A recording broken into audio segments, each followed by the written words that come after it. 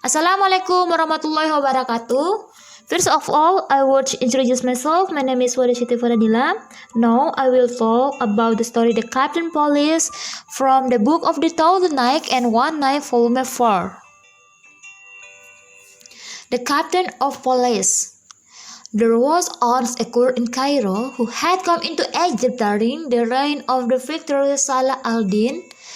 This court was a man triply scored and teeth, with great mustaches and a forked beard, all rising to the level of his eyes, brows which fell down over his lids, and tuft of hair jetting from nose and ears.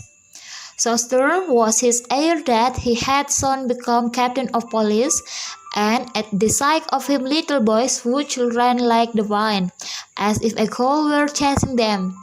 Mother used to steal their babies when they were naughty by threatening to call in the Kurdish captain.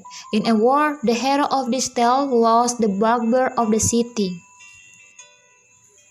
One day, he felt his solitary existence wake upon him and thought how good it would be to find young flesh waiting for his tooth at home in the evening.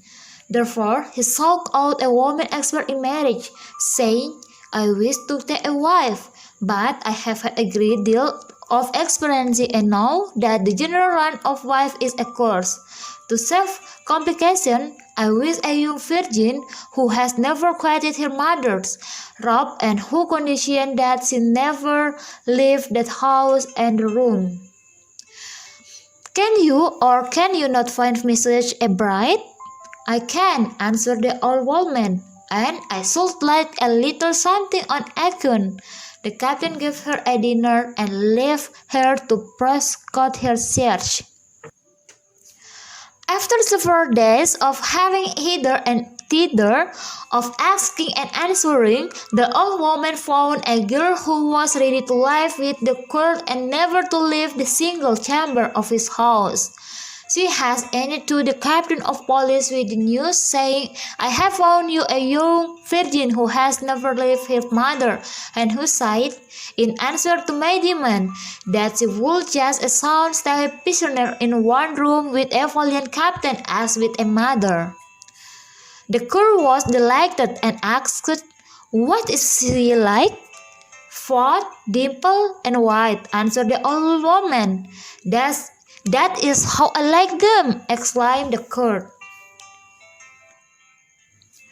As the father and the mother consented, and as the girl consented, and as the court consisted, the wedding took place without delay, and the father of great mustache to his fat, dimpled, and white bride to a single room of his house, and sat himself with her and his destiny.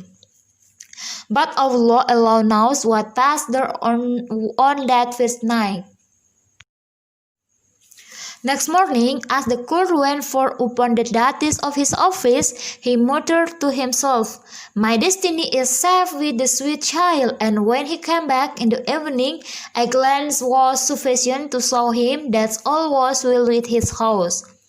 Every day he said in his soul, "The man is not yet born whose soul pork is not into my dinner," and every day his feeling of security was absolute.